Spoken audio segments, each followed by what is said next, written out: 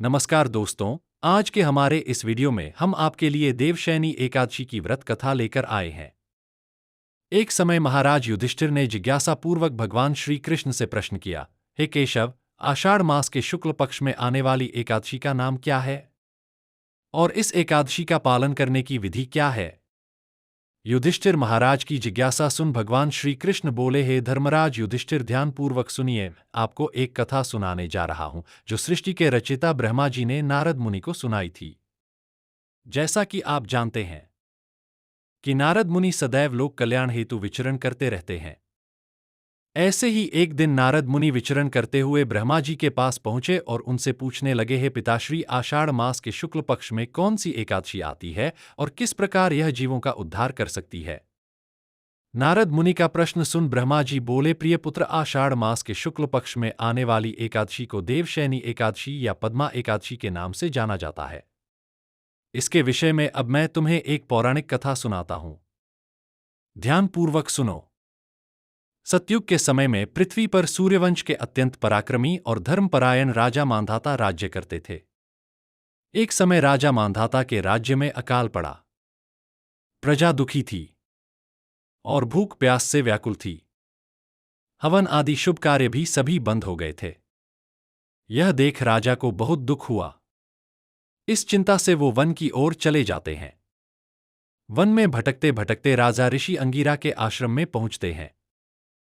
आश्रम में पहुंचकर वह ऋषि से बोलते हैं, हे सप्तऋषि, मैं आपकी शरण में आया हूं। मेरे राज्य में अकाल पड़ा है। प्रजा कहती है कि राजा के पापों से प्रजा को दुख प्राप्त होता है, परंतु मैंने अपने जीवनकाल में किसी प्रकार का कोई भी पाप नहीं किया है। आप दिव्य दृष्टि से देखकर बताएं कि मेरे राज्य में अकाल पड़ने का क्या कारण है। तब अंगिरा ऋषि बोले, राजन, सतयुग में ब्राह्मणों का वेद पढ़ना और तपस्या करना धर्म माना गया है, परंतु आपके राज्य में इन दिनों एक शूद्र तपस्या कर रहा है। यदि आप उसे मार देते हैं तो आपके राज्य पर आया दोष और संकट दूर हो जाएगा और आपकी प्रजा सुखी हो जाएगी। तब राजा मांधाता बोले, ऋषिवर, मैं एक निरपराध तपस्वी शूद्र को नहीं मार सकता। आप इस कष्ट से छुटकारा पाने का कोई और सुगम उपाय बताएं। तब ऋषि अंगिरा बोले, सुगम उपाय कहता हूं। ध्यानपूर्वक सुनिए राजन, आषाढ़ मास के शुक्ल पक्ष में भोग तथा मोक्ष देने वाली देवशयनी एकादशी आ रही है। आप इस एकादशी का विधि पूर्वक व्रत करें, जिसके प्रभाव से चतुर्मास तक आपके राज्य में वर्षा होगी। इस एकादशी का व्रत सिद्धियों को देने वाला तथा उपद्रवों को शांत करने वाला है।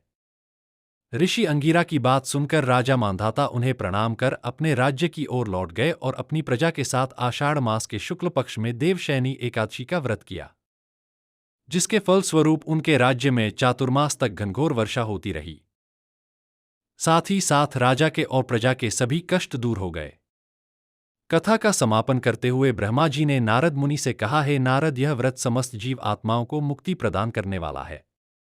आगे भगवान श्री कृष्ण कहते हैं, हे राजन, यह एकादशी इतनी प्रभावशाली है कि जो भी व्यक्ति इसकी कथा का श्रवण या पठन करता है वह पाप मुक्त हो जाता है। भविष्य उत्तर पुराण के अनुसार इस एकादशी के दिन से भगवान श्री हरि विष्णु अन्य देवताओं के साथ 4 महीनों के लिए योग निद्रा में चले जाते हैं। इसी दिन से चातुर्मास का प्रारंभ होता है।